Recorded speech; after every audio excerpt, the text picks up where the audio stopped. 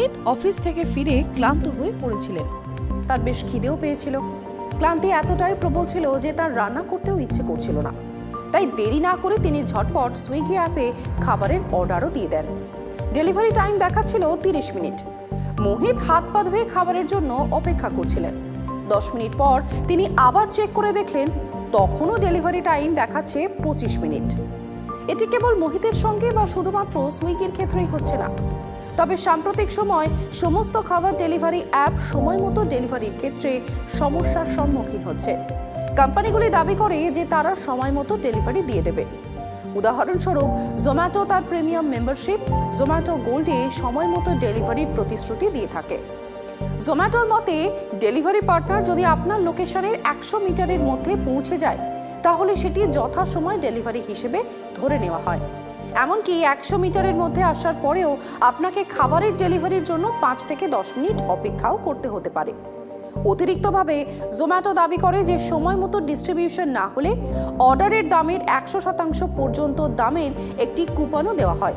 তবে এই কুপনগুলি সাধারণত 50 থেকে 100 টাকার মধ্যেই হয়ে থাকে। এখন প্রশ্ন হলো, ডেলিভারিতে দেরি কেন হচ্ছে?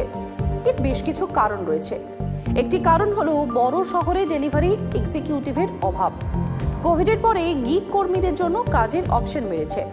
ডেলিভারি পার্টনাররা আরও ভালো সুযোগের জন্য চাকরি বদলও করেছেন। ফলস্বরূপ অনলাইন ফুড এগ্রিগেটর কোম্পানিগুলিতে ডেলিভারি এক্সিকিউটিভের অভাব রয়েছে, যার ফলে ডেলিভারির সময় বেড়ে যাচ্ছে। পিক আওয়ারে বেশিরভাগ অর্ডার দিতে দেরি হয়।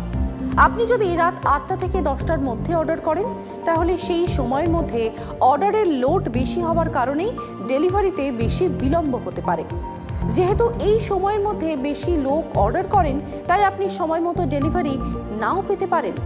এর আরও একটি কারণ হলো এখন আগের তুলনায় অনেক বেশি মানুষ অনলাইনের খাবার অর্ডার করছেন, বিশেষ করে যারা চাকরির জন্য একা থাকেন।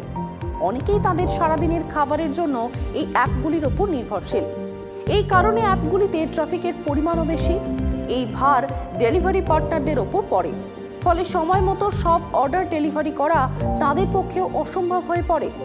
ডেলিভারি পার্টনারদের হিউম্যান এররের কারণেও ডেলিভারি ডিলেইড হতে পারে, তবে এক্ষেত্রে হিউম্যান এররের সম্ভাবনা খুবই কম।